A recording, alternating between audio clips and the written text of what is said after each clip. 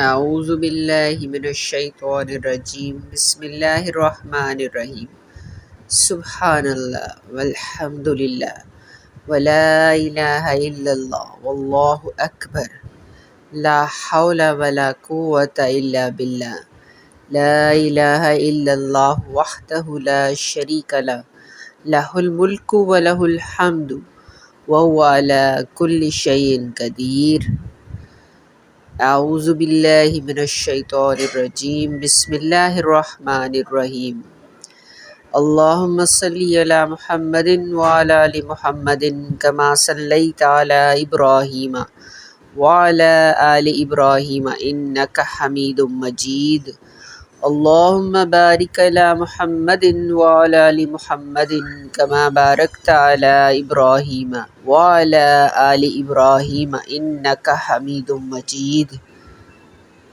اما بعد اعوذ باللہ من الشیطان الرجیم بسم اللہ الرحمن الرحیم السلام علیکم ورحمۃ اللہ وبرکاتہ۔ قرآن ایک بہت بڑی چیز ہے۔ اللہ تعالیٰ کا فرمان ہے لو انزلنا ھذا القرآن علی جبل لرأیتہ خاشعا متصدعا من خشیۃ اللہ، کہ اگر ہم اس قرآن کو کسی پہاڑ پر نازل کرتے تو آپ اسے دیکھتے کہ اللہ کے خوف سے جھک کر پھٹ جاتا ہے۔ تو اس سے پتہ چلتا ہے کہ یہ کوئی عام کلام نہیں ہے، یہ اللہ کا خاص کلام ہے۔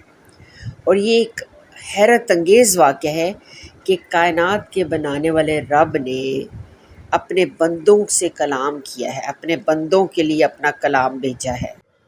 اسی لیے اس قرآن کو کلام اللہ کہا جاتا ہے کہ اللہ سبحانہ تعالیٰ کا یہ کلام ہے، اس نے فرمایا ہے اور پیارے نبی صلی اللہ علیہ وسلم پہ اتارا ہے اور پھر ہم تک پہنچا ہے یہ۔ اور رہی یہ بات کہ قرآن کو جمع کیسے کیا گیا ہے، تو حضرت محمد صلی اللہ علیہ وسلم کے پاس ہر وقت کاتب موجود ہوتے تھے۔ مکہ میں صرف 17 لوگ لکھنا جانتے تھے اور ان میں سے 12 لوگ آپ صلی اللہ علیہ وسلم کے حکم کے منتظر ہوتے تھے کہ آپ صلی اللہ علیہ وسلم انہیں جب بھی بلاتے وہ فوراً حاضر ہوتے اور اسی وقت جو چیز جیسے نازل ہوتی وہ لکھ لی جاتی تھی۔ حتیٰ کہ ہجرت کے وقت جو ہے، جب کہ وہ انتہائی مشکل وقت تھا، اس میں بھی کاتب یعنی کہ حضرت ابو بکر صدیق رضی اللہ تعالیٰ عنہ آپ صلی اللہ علیہ وسلم کے ساتھ ہوتے تھے۔ تو یعنی اس کی حفاظت کا جو اہتمام ہے وہ اللہ تعالیٰ نے خود کیا ہے اور وہ تحریر کے ذریعے یا کتابت کے ذریعے ہوا ہے۔ اور دوسرا اہتمام اس کا یہ تھا کہ لوگ فوراً اس کو زبانی یاد کر لیتے تھے، جتنا جتنا اترتا مرد عورت بچے سب حفظ کرتے تھے۔ اور عربوں کا تو حافظہ ہی بہت مثالی تھا۔ اور جو قرآن کی ترتیب ہے نا، یہ اللہ تعالیٰ نے خود تجویز کی ہے۔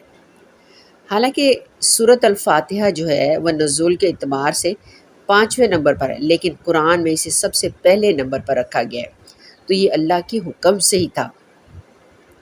قرآن پاک جو ہے وہ 632 عیسوی کو مکمل ہوا ہے اور اس کے تھوڑے ہی عرصے کے بعد نبی صلی اللہ علیہ وسلم کی وفات ہو گئی تھی۔ اور جب آپ صلی اللہ علیہ وسلم اس دنیا سے تشریف لے گئے تو قرآن ایک جلد میں نہیں تھا، جلد میں حضرت ابو بکر صدیق رضی اللہ تعالیٰ عنہ نے رکھا، اور جو پہلی جلد کی شیپ تھی نا وہ چکور تھی، اور اس جلد کو حضرت حفصہ رضی اللہ تعالیٰ عنہا کے پاس رکھوایا گیا، جو امہات المومنین ہیں، نبی صلی اللہ علیہ وسلم کی زوجہ محترمہ تھی اور حضرت عمر فاروق رضی اللہ تعالیٰ عنہ کی بیٹی تھی۔ اور حضرت عثمان رضی اللہ تعالیٰ عنہ نے اس کی کاپیز جو ہے نا بڑے بڑے شہروں میں بھجوائی تھی۔ اور شروع میں اس مصحف پر کوئی زبر زیر بھی نہیں تھی، حجاج بن یوسف نے زیر زبر لکھوائی تھی، کیونکہ عربیوں کا تو پڑھنا بالکل صحیح آتا ہے، لیکن اجمی جو لوگ ہیں جیسے ہم لوگ ہیں تو ہمارے لیے زبر زیر ہونا لازم ہے، کیونکہ ہم اس کے بغیر اس کو صحیح طریقے سے ادا نہیں کر سکتے۔ اور آج ہماری صورت ہے سورۃ الفاتحہ۔ تو فتح کا جو معنی ہوتا ہے وہ کسی چیز کی بندش کو دور کرنا، کھولنا، اور چونکہ قرآن کی ابتدا اس صورت سے ہوئی ہے تو اس لیے اس صورت کا نام الفاتحہ ہے۔ صحابہ کرام رضی اللہ تعالیٰ عنہم اجمعین سے روایت ہے اور حدیث میں ہے کہ ہم حضور صلی اللہ علیہ وسلم کے پاس بیٹھے ہوئے تھے، حضرت جبرائیل علیہ السلام بھی تھے، کہ اچانک ایک دہشت ناک بہت بڑے دھماکے کی آواز آسمان سے آئی۔ حضرت جبرائیل علیہ السلام نے اوپر کو آنکھیں اٹھائیں اور فرمایا کہ آسمان کا یہ وہ دروازہ کھلا ہے جو آج تک کبھی نہیں کھلا تھا، اس سے ایک اور فرشتہ اترا ہے۔ اس نے حضرت صلی اللہ علیہ وسلم سے کہا، آپ صلی اللہ علیہ وسلم خوش ہو جائیے کہ آپ صلی اللہ علیہ وسلم کو 2 نور دیے جاتے ہیں جو آپ سے پہلے کسی نبی کو نہیں دیے گئے تھے، ایک سورۃ الفاتحہ اور ایک سورۃ بقرہ کی آخری آیتیں، ان میں سے ایک ایک حرف پر آپ کو نور دیا جائے گا۔ اور یہ ہم پڑھ چکے ہیں کہ اس کے بہت سارے نام ہیں۔ یہ ام الکتاب بھی ہے، یہ ام القرآن بھی ہے، یہ سبع المثانی بھی ہے، اسے قرآن عظیم کا نام دیا گیا ہے، اسے سورۃ الحمد کا نام دیا گیا ہے، اسے سورۃ الصلاۃ بھی کہا جاتا ہے۔ تو یہ شفا بھی ہے اس میں، اور شفا کے لیے بھی پڑھا جاتا ہے اس سورت کو، اسے دم بھی کیا جاتا ہے۔ یہ رقیہ بھی ہے اور سورۃ الدم بھی ہے۔ تو اساس القرآن بھی ہے، یعنی قرآن کی جڑ اور نیو ہے، اور اس کے بارے میں بہت ساری احادیث ہیں، اس کی فضیلت کے بارے میں اور اس کی بطور شفا کے بارے میں۔ تو وہ انشاءاللہ تعالی ہم وقت کے ساتھ ساتھ ان احادیث کا مطالعہ کریں گے۔ چلیں ہم اس کو شروع کرتے ہیں اللہ کے بابرکت نام کے ساتھ۔ بسم اللہ الرحمن الرحیم، اس اللہ رب العزت کے نام کے ساتھ جو بڑا مہربان اور نہایت رحم کرنے والا ہے۔ الحمد للہ رب العالمین، الحمد تمام تعریف، یعنی کہ تعریف ہی تعریف، خاص الخاص تعریف۔ الحمد للہ، للہ اللہ کے لیے، صرف اللہ کے لیے تمام تعریف۔ رب العالمین، رب ہے، پالنے والا ہے، اور پالنے والا کیسا کہ جو پیدا بھی کرتا ہے اور پھر مسلسل نگہداشت بھی کرتا ہے اور پروان بھی چڑھاتا ہے، رب ہے۔ العالمین، عالموں کا، بے شمار جہانوں کا، زمین سے لے کے آسمان تک جتنے عالم ہیں ان سب کا۔ الحمد للہ رب العالمین، حمد کیا ہے؟ سب تعریف اللہ کے لیے، سب تعریف اللہ کے لیے۔ حمد کا معنی ہے نعمتوں کا اعتراف کرنا، کہ یہ نعمتیں اللہ تعالیٰ نے ہی مجھے دی ہیں۔ یہ جذبہ شکر ہے، یہ بندہ مومن ہر خیر اور ہر بلائی ملنے پر بلائی دینے والے کو یاد کرتا ہے، اس کا شکر ادا کرتا ہے، اس کی طرف رجوع کرتا ہے، اس چیز کا اعتراف کرتا ہے اور خالق کو خوش کرتا ہے کہ تم نے جو مجھے نعمتیں عطا کی ہیں میں ان کا اعتراف کرتا ہوں، اور ان نعمتوں کی وجہ سے میں آپ کا شکر ادا کرتا ہوں۔ کلمہ شکر بھی ہے اور اللہ تعالیٰ کی بے تحاشا تعریف بھی ہے، کیونکہ الحمدللہ کہنا میزان کو بھر دیتا ہے۔ یہ اللہ کے تعالیٰ کے نزدیک انتہائی پسندیدہ کلمہ ہے۔ ہم جب یہ سوچتے ہیں کہ یہ سب کچھ رب کا دیا ہوا ہے، سب کچھ اللہ کا دیا ہوا ہے، تو پھر دینے والے کا شکر کرنا بھی لازم ہے۔ اور اللہ سبحانہ تعالیٰ نے فرمایا ہے الحمدللہ سب دعاؤں سے افضل ہے، اور اس کی دی ہوئی نعمتوں کو اگر ہم ان پہ نظر کریں تو دل خود ہی خوشی سے، سکھ سے اور شکر گزاری سے بھر جاتے ہیں۔ تب کلمہ شکر کیا ہے؟ الحمدللہ، کہ اللہ تیری ہی تعریف، اے اللہ تعریفیں صرف تیرے لیے کہ تو نے ہی عطا کیے اور بہت بہترین عطا کیے۔ یہ حمد کے الفاظ، یہ شکرانے کے الفاظ، یہ صرف اللہ تعالیٰ کے لیے، حمد کسی اور کی نہیں کر سکتے ہم۔ ہاں، ہم شکر گزاری کے جذبات دوسروں کے لیے ضرور رکھتے ہیں، لیکن ان جذبات کو اور ان جذبات کو جو اللہ کے لیے ہیں، بے تحاشا اس میں فرق ہے۔ کیونکہ یہ کلمہ شکر وہ کلمہ شکر ہے کہ رب تو نے بہترین سے بھی بہترین عطا کیا ہے، جو اس نے عطا کیا ہے کوئی اور تو وہ دے بھی نہیں سکتا۔ کچھ نہ تھے اس نے بنا دیا، تو اس کی تو ہر قدم پہ شکریہ ادا کرنا چاہیے، اور یہ کلمہ شکر ہے، یہ اللہ کی تعریف بیان کرنا ہے، اور یہ اللہ کی تعریف اللہ کی بزرگی کو بیان کرنا ہے کہ اے اللہ تیرے لیے ہی تعریف ہے، الحمدللہ، اللہ کے لیے ساری تعریفیں، رب العالمین، جو رب ہے جہان والوں کا۔ رب کیا ہے؟ رب کہتے ہیں مالک کو، سردار کو، ہیر پھیر کرنے والے کو، اور معنی کے اعتبار سے ذات باری تعالیٰ کے لیے پاک نام ہے۔ رب کا لفظ بھی سوائے اللہ تعالیٰ کے دوسرے پر نہیں کہا جا سکتا۔ رب وہ ہے جو کچھ نہیں تھے اور بنا دیا، اور بنا کے پرورش کر کے بڑا کر دیا، آخر تک انسان کے آخری وقت تک اس کی حفاظت کرتا ہے، اس کی ہر ضرورت کو جانتا ہے اور بنا مانگے اسے عطا کرتا ہے۔ وہ رب ہے۔ کس کا رب ہے؟ العالمین، عالموں کا، بے تحاشا عالموں کا۔ اس کے اندر بہت سارے اقوال پائے جاتے ہیں کہ وہ چند ہزار تھے یا کئی ہزار عالم ہیں، لیکن وہ عالم کون سے؟ انسان اور جنات اور فرشتے اور شیاطین اور بے تحاشا وہ مخلوقات جن کے بارے میں انسان کا علم ہے ہی نہیں۔ انسان کل ایک عالم ہے، سارے جنات ایک عالم ہیں، ان کے علاوہ کئی ہزار عالم بھی ہو سکتے ہیں، اس لیے وہ تمام عالمین کا رب ہے۔ کیونکہ ہمارا یہ عقیدہ ہے کہ لا الہ الا اللہ، اللہ کے سوا کوئی معبود نہیں، یعنی وہ ایک ہی ہستی، واحد ہی ہستی ساری دنیا کا رب ہے، ساری دنیا کا الہ ہے۔ تو الحمدللہ رب العالمین کی تمام تعریفیں اس ذات باری تعالیٰ کے لیے جو اکیلا ہی پروردگار ہے ساری دنیاؤں کا۔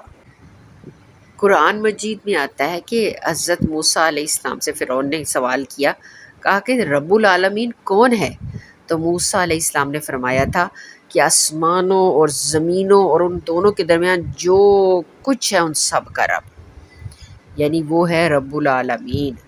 تو رب کے معنی ہے آہستہ آہستہ کسی چیز کو ذرے سے کمال تک پہنچانے والا۔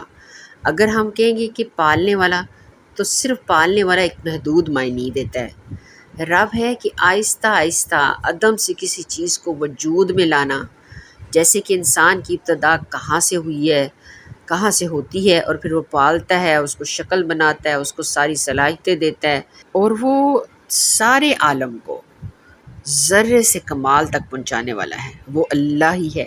اور اس کی پرورش میں محبت ہے، شفقت ہے، حفاظت ہے، نگہداشت ہے، یہ ساری چیزیں آتی ہیں۔ وہ کیسے بچے کو 3 پردوں میں رکھ کر اس کی حفاظت کر کے اسے پالتا ہے، نگہداشت کرتا ہے، اور پھر پورا کمال تک پہنچاتا ہے۔ یعنی یہ صرف پرورش کرنے والا نہیں بلکہ محبت اور حفاظت سے نگہداشت کرنے والا رب ہے۔ اور وہ رب صرف انسانوں کا نہیں، وہ تمام عالمین کے لیے رب ہے، اور یہ سمجھ کر ہی اس کی تعریف کرنی چاہیے، دل سے اس کے آگے جھک جانا چاہیے، اس کی محبت سے دل لبریز ہونے چاہیے، اور اس کی عبادت ایسے کرنی چاہیے جیسے کہ حق ہے۔ چلے اب ہم اگلی آیت کا مطالعہ کرتے ہیں۔ سورۃ الفاتحہ، آیت نمبر 2۔ الرحمن الرحیم، الرحمن بڑا مہربان، الرحیم نہایت ہی رحم کرنے والا ہے۔ تو رب العالمین کے وصف کے بعد، یعنی ڈراوے کے بعد، الرحمن الرحیم یعنی امید ہے، تو اللہ سبحانہ وتعالیٰ ایک اور آیت میں فرماتے ہیں، یعنی میرے بندوں کو خبر کر دو کہ میں بخشنے والا مہربان بھی ہوں اور میرے عذاب بھی دردناک ہیں۔ اور فرمایا تیرا رب جلد سزا کرنے والا اور مہربانی اور بخشش بھی کرنے والا ہے۔ رب کے لفظ میں نا ڈراوا ہے، اور رحمان اور رحیم کے لفظ میں نا امید ہے، رحم ہے۔ ایک حدیث کا مفہوم ہے کہ حضرت ابو ہریرہ رضی اللہ تعالیٰ عنہ سے مروی ہے کہ رسول اللہ صلی اللہ علیہ وسلم نے فرمایا، اگر ایمان والا ایماندار اللہ کے غضب اور غصے سے اور اس کے سخت عذابوں سے پورا پورا واقف ہوتا نا، تو اس وقت اس کے دل سے جنت کی تمہ ہٹ جاتی. یعنی کہ سوچتا کہ میرے اتنے زیادہ گناہ ہیں، اور اگر اللہ عذاب دینے والا ہے، اتنا سخت ہے، تو ہو سکتا ہے مجھے جنت نہ ملے. اسی طرح اگر کافر اللہ تعالیٰ کی نعمتوں اور اس کی رحمتوں کو پوری طرح جان لیتا کہ اللہ اتنا رحمان اور رحیم ہے، تو وہ کبھی مایوس نہ ہوتا، نا امید نہ ہوتا. یعنی وہ بھی امید رکھتا کہ اگر وہ اتنا الرحمن اور اتنا الرحیم ہے تو میں بھی بخشا جاؤں گا. تو اس لفظ میں نا مبالغہ پایا جاتا ہے الرحمن میں، یعنی بار بار معاف کر دینا، لگاتار معاف کر دینا. جب بھی ہم گناہ کرتے ہیں ہر بار ہم اللہ سے یہ امید رکھتے ہیں کہ وہ ہمارے گناہ معاف کر دے گا، اور وہ یقیناً معاف کرتا ہے. الرحمن ہے وہ، اور الرحمن میں الرحیم سے زیادہ مبالغہ ہے، کیونکہ الرحمن وہ ساری دنیا کے لیے ہے. ہم کسی کے ساتھ بھلائی کریں اور وہ ہمارے ساتھ برا کرے، ہم ایک دفعہ معاف کرتے، دوسری دفعہ ہم پھر اس کے ساتھ بھلائی کریں اور وہ ہمیں دوبارہ اگنور کریں، ہماری بات نہ سنے، نہ مانے، تو ہم دوسری دفعہ پھر درگزر کرتے ہیں، معاف کرتے ہیں، لیکن تیسری دفعہ ہم اس بندے کو اپنے پاس پٹکنے نہیں دیتے. اور اللہ تعالیٰ کیسا ہے؟ اللہ سبحانہ تعالیٰ بار بار بندے کے گناہ کو معاف کرتا ہے، درگزر کرتا ہے، اور بار بار اس کے سوال کرنے پر اس کو عطا فرماتا ہے، اور بار بار اس کی ہر لغزش سے درگزر فرماتا ہے. تو یہ الرحمن ہی کی صفت ہے، اس کے اندر کا رحم ہے کہ جو کافر، مشرک، منافق، مسلمان کسی بندے میں، کسی جن و انس میں فرق کیے بغیر ہر ایک کو عطا کرتا ہے. اور الرحیم کو ہم پہلے بھی پڑھ چکے تھے، اس میں الرحمن سے بھی سمجھے کہ تھوڑا زیادہ مبالغہ ہے، کیونکہ الرحیم وہ اس کی وہ صفت ہے کہ وہ مومنین کے لیے مختص کر دی گئی ہے، کہ وہ رحمان اور رحیم ہے، معاف کرتا چلا جاتا ہے، بار بار درگزر کرتا چلا جاتا ہے، بار بار معاف کرتا چلا جاتا ہے. اور انشاءاللہ تعالیٰ قیامت کے روز جب حساب کتاب کا دن ہوگا تو اس دن بھی اپنی رحمت سے، اپنی بخشش سے وہ بہت سارے لوگوں کو جنت الفردوس میں جگہ عطا کرے گا. تو وہ الرحمن بھی ہے اور الرحیم بھی ہے. اور اللہ کتنا غفور رحیم ہے، کتنا بخشنے والا ہے گناہوں کو، کتنا معاف کرنے والا ہے مومنین کو. وہ خود قرآن مجید میں فرماتے ہیں بار بار، وَكَانَ بِالْمُؤْمِنِينَ رَحِيمًا، اور وہ مومنوں کے ساتھ رحیم ہے. اور اللہ سبحانہ تعالیٰ کے بعض نام ایسے ہیں کہ دوسروں پر کبھی ان کا اطلاق ہو ہی نہیں سکتا، جیسے کہ اللہ، الرحمن، خالق، رزاق. تو اللہ تعالیٰ نے جو سب سے پہلا نام اپنے لیے پسند کیا وہ اللہ اور پھر الرحمن ہے، کہ مجھے رحمان کہہ کر پکارا جائے. قرآن پاک کی آیت ہے قُلِ ادْعُوا اللَّهَ أَوِ ادْعُوا الرَّحْمَٰنَ، یعنی اللہ سبحانہ تعالیٰ کو پکارو، رحمان کو پکارو. اسی طرح اللہ سبحانہ تعالیٰ نے قرآن مجید میں فرمایا ہے وَإِذَا قِيلَ لَهُمُ اسْجُدُوا لِلرَّحْمَٰنِ، اور جب کہا جاتا ہے ان سے کہ رحمان کو سجدہ کرو. تو رحمان وہ ذات باری تعالیٰ ہے جو ساری دنیا پر مہربانی، رحم اور کرم کرنے والا ہے. اس سے مانگا جائے اس سے بہت اچھا لگتا ہے، اس سے نہ مانگا جائے اس سے غصہ آتا ہے. تو وہ الرحمن ہے، اپنی رحمت سے اپنے بندوں کو ہر بار معاف فرماتا ہے.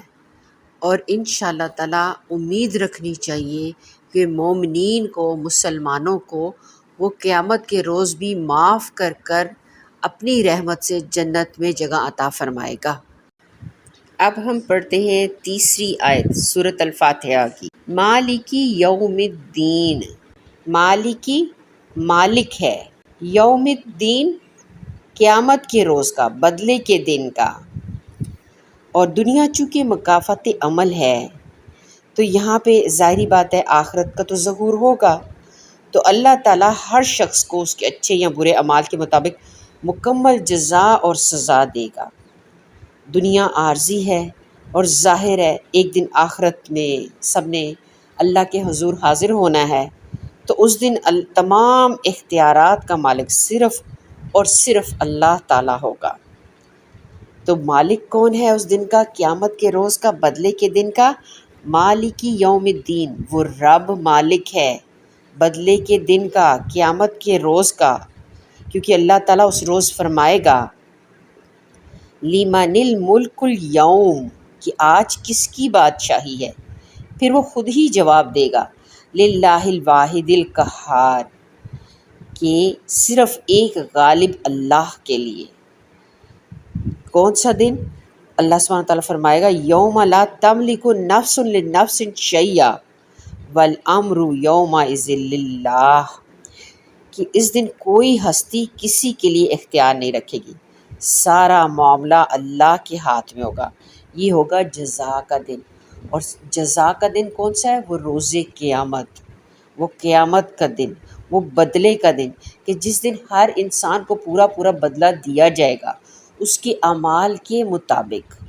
جو اس نے اعمال کیے ہوں گے اس کی وہ جزا یا سزا پائے گا، اور وہ پورا پورا ٹھیک طریقے سے پائے گا، کیونکہ اللہ سبحانہ تعالیٰ سے بڑھ کر تو کوئی بھی نہیں جو انصاف کر سکے۔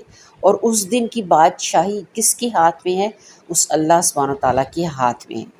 ویسے تو اللہ ہی کے لیے ہے، للہ ما فی السماوات و ما فی الارض، کہ اللہ ہی کے لیے ہے جو کچھ زمین و آسمان ہے، اور بادشاہی بھی اللہ ہی کی ہے۔ الملک للہ، کہ ساری بادشاہی اللہ کی ہے، وہ بادشاہ ہے، وہ مالک ہے، وہ سردار ہے، وہ حاکم ہے۔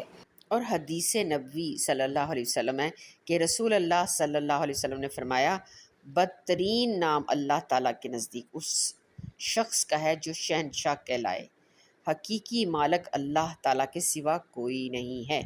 اور چونکہ اللہ سبحانہ تعالیٰ قیامت کے روز کا مالک ہے، تو ہمیں ہر عمل کرتے وقت یہ بات یاد رکھنی چاہیے، کیونکہ نبی صلی اللہ علیہ وسلم نے فرمایا ہے کہ قیامت کے روز اللہ سبحانہ تعالیٰ زمین کو قبضے میں لے لے گا اور آسمان اس کے داہنے ہاتھ میں لپٹے ہوئے ہوں گے، پھر فرمائے گا میں بادشاہ ہوں، کہاں گئے زمین کے بادشاہ، کہاں ہیں تکبر والے؟ قرآن عظیم میں ہے کہ آج بادشاہت کس کی ہے؟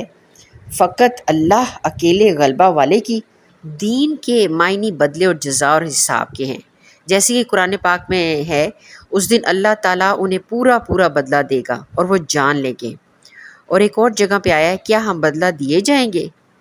تو حدیث میں آتا ہے کہ دانا وہ شخص ہے جو اپنے نفس سے خود بدلہ لے اور موت کے بعد کام آنے والے اعمال کرے، یعنی اپنے نفس سے خود حساب لے۔ جیسے کہ حضرت عمر فاروق رضی اللہ تعالیٰ عنہ کا بھی قول ہے کہ تم خود اپنی جانوں سے حساب لو اس سے پہلے کہ تمہارا حساب لیا جائے، اور اپنے اعمال کا خود وزن کر لو اس سے پہلے کہ وہ ترازو میں رکھے جائیں، اور اس بڑی پیشی کے لیے تیار رہو جب تم اس اللہ کے سامنے پیش کیے جاؤ گے جس پر تمہارا کوئی بھی عمل پوشیدہ نہیں۔